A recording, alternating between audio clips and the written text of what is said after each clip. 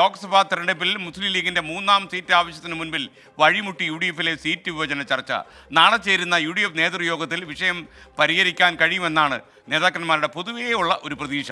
ലീഗിന്റെ ആവശ്യത്തിൽ തെറ്റില്ല എന്നാണ് കോൺഗ്രസ് നേതാക്കളുടെ പരസ്യ പ്രതികരണം.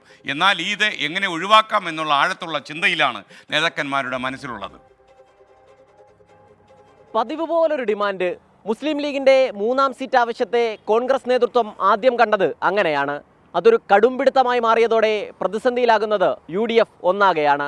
ആദ്യം സ്ഥാനാർത്ഥികളെ പ്രഖ്യാപിച്ച് ആദ്യം തെരഞ്ഞെടുപ്പ് പ്രചരണത്തിൽ സജീവമാകണമെന്ന UDF-ന്റെ ചിന്തകൾക്കേറ്റ ആദ്യ തിരിച്ചടി.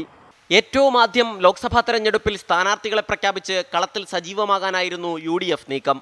ആ പ്രതീക്ഷകളാണ് മുസ്ലിം ലീഗ് മൂന്നാം സീറ്റ് എന്ന ആവശ്യത്തിൽ ഉറച്ചു നിന്നതോടെ വഴിമുട്ടിയത്. വയനാട്ടിൽ രാഹുൽ ഗാന്ധി മത്സരിക്കുന്നില്ലെങ്കിൽ മാത്രം മൂന്നാം സീറ്റ് എന്നായിരുന്നു ലീഗിന്റെ ആദ്യ നിലപാട്. എന്നാൽ രാഹുൽ ഗാന്ധി വയനാട്ടിലെത്തിയാൽ കണ്ണൂർ വേണമെന്നാണ് UDF യോഗത്തിൽ ലീഗ് നേതാക്കൾ അറിയിച്ചത്. ഇതോടെ ചർച്ചകൾ വഴിമുട്ടി. അധിക സീറ്റ് എന്ന ആവശ്യം പരിഗണിക്കേണ്ട എന്നാണ് കോൺഗ്രസിനുള്ളിലെ തീരുമാനമെങ്കിലും ലീഗിനെ പ്രകോപിപ്പിക്കാതിരിക്കാനാണ് കോൺഗ്രസ് നേതാക്കളുടെ ശ്രമം. മൂന്നാം സീറ്റ് ചോദിക്കാൻ ലീഗിന് യോഗ്യതയുണ്ടെന്നായിരുന്നു കെ മുരളീധരൻ MP-യുടെ അഭിപ്രായം. 5-ാം തീയതി ലൈസൺ കമ്മിറ്റിക്ക് മുമ്പ് ലീഗുമായിട്ടുള്ള ഫൈനലായിട്ടുള്ള ഒരു ഡിസ്കഷൻ ഉണ്ട്. അതിനുശേഷം കാര്യങ്ങൾ 5-ാം തീയതി തന്നെ സീറ്റ് വിഭജനം പൂർത്തിയാക്കും. ഇതിങ്ങനെ ഈ എല്ലാത്തിനും പുറത്ത് അഭിപ്രായം പറയേണ്ട ആവശ്യമില്ലല്ലോ. ലീഗിന് ചോദിക്കാൻ യോഗ്യതയുണ്ട്, അതവർ ചോദിച്ചു. കാര്യങ്ങൾ ഞങ്ങൾ ചർച്ച ചെയ്യുന്നുണ്ട്. ചർച്ച ചെയ്ത് അവരുമായി കൂടെ ഒരു ഫൈനൽ ചർച്ച ചെയ്ത് കാര്യങ്ങൾ അറിയിക്കും. മൂന്നാം സീറ്റ് ചോദിക്കാനുള്ള ലീഗിന്റെ അർഹതയെ ചോദ്യം ചെയ്യില്ലെന്ന് പ്രതിപക്ഷ നേതാവ് VD സതീശൻ. അവരുടെ ഒരു ഡിമാൻഡാണ്, അവർക്ക് അർഹതപ്പെട്ട ഒരു ഡിമാൻഡാണ്. ഞങ്ങൾ അവരുടെ അർഹതയെ ഒരു കാരണവശാലും ചോദ്യം ചെയ്യില്ല.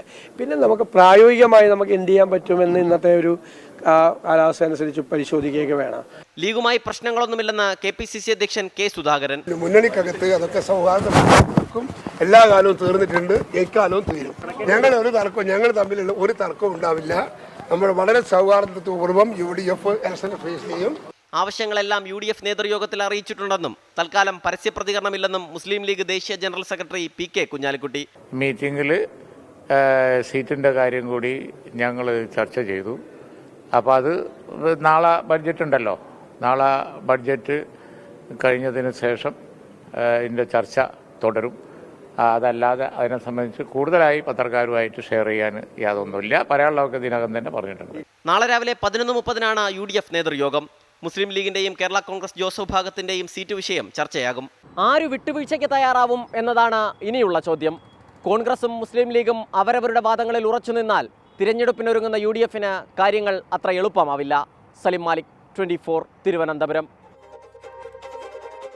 ലീഗിന്റെ മൂന്നാം സീറ്റ് എന്ന ആവശ്യം UDF-ന്റെ സീറ്റ് വിഭജന ചർച്ചയെ വല്ലാത്ത പ്രതിസന്ധിയിലാക്കിയിരിക്കുന്നു. എല്ലാ തവണയും ആവശ്യപ്പെടുന്ന പോലെയല്ല ഇത്തവണ പറയുന്നതെന്നാണ് PK കുഞ്ഞാലിക്കുട്ടി പറഞ്ഞിരിക്കുന്നത്. മുസ്ലിം ലീഗിന്റെ മൂന്നാം സീറ്റ് എന്ന ആവശ്യം ന്യായമോ എന്ന ചോദ്യം 24 ഒന്ന് പൊതുജനങ്ങളോട് ചോദിച്ചു. അവരിങ്ങനെയാണ് മറുപടി പറഞ്ഞത്. 2 സീറ്റ് ലീഗിനുണ്ട്. അത് നല്ല വിജയമാർജിൽ തന്നെ ലീഗ് ജയിച്ച് കാണിക്കുന്നതുമാണ്. കാരണം കഴിഞ്ഞ വർഷം രാഹുൽ ഗാന്ധിക്ക് കീഴിലായിട്ടാണ് MP സീറ്റിലേക്ക് ലീഗിൻ്റെ ഭൂരിപക്ഷം ഉള്ളത്. അതുകൊണ്ട് തന്നെ കേരളത്തിലെ ലീഗിന് മൂന്നാം സീറ്റ് വേണമെന്ന് ലീഗ് ചോദിക്കുന്നതിൽ തെറ്റൊന്നുമില്ല എന്നാണ് തോന്നുന്നത്. ഇപ്പോൾ PM സലാമാണെങ്കിലും കുഞ്ഞാലിക്കുട്ടിയാണെങ്കിലും അത് കൃത്യമായിട്ട് നിലപാട് പറഞ്ഞിട്ടുണ്ട്.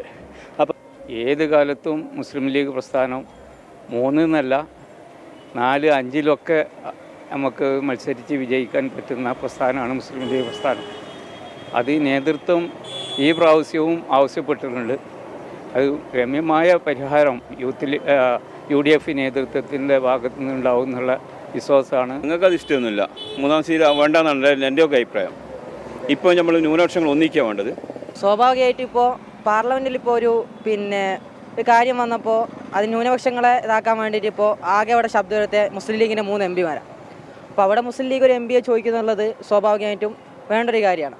കാരണം ഇപ്പോൾ നടക്കുന്ന പല കാര്യങ്ങൾക്കും എല്ലാ വിഭാഗങ്ങൾക്കും പെട്ട് ജാതി മതം നോക്കാതെ മുസ്ലിം ലീഗ് ശബ്ദിച്ചുകൊണ്ടിരിക്കുകയാണ്.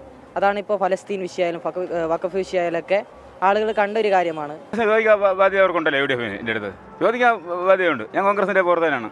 അവർക്ക് എന്ത് ചോദിക്കാൻ കിട്ടിയാൽ മേടിക്കാം, അത്രേ ഉള്ളൂ. മുസ്ലിം ലീഗിനെ എല്ലാവരും 2 സീറ്റിലധികം ഇനിയും ഒരു അടുത്ത തെരഞ്ഞെടുപ്പോടെ കൂടി നിങ്ങളുടെ മുമ്പിൽ എത്തിപ്പെടണം എന്നുള്ള നമ്മളവരുടെ ആഗ്രഹം.